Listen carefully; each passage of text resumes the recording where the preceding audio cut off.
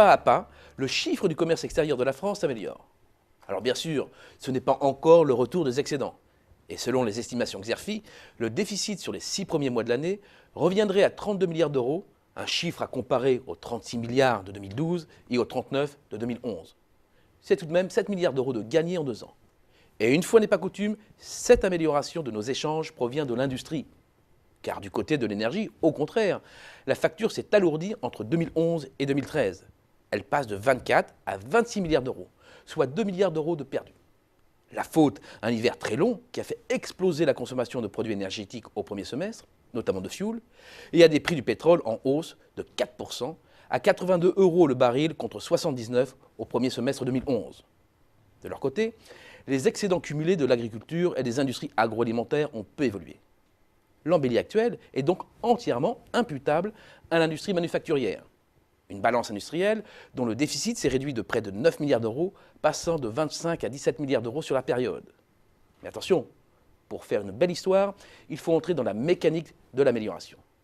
Entrer dans la mécanique pour savoir si l'embellie s'explique par un regain de compétitivité qui permet de récupérer des parts de marché en interne et à l'international, ou bien pour savoir s'il s'agit de la seule conséquence de l'écrasement de notre demande domestique. Du côté des exportations, l'embellie est bien tangible après leur décrochage de 2010. Début 2012, le pic de la série a été retrouvé, puis dépassé et le mouvement se poursuit jusqu'à l'automne.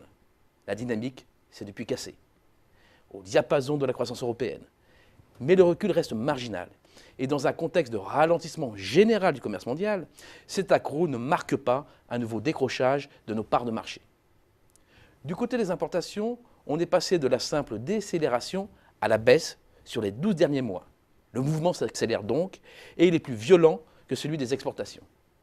Et c'est bien ce décalage qui explique la réduction de notre déficit industriel. Déception. Pas totalement, car ce recul va au-delà de ce que suppose le ralentissement de la demande nationale ou étrangère. Je m'explique. Les importations, on le sait, sont liées à la demande intérieure, mais pas seulement.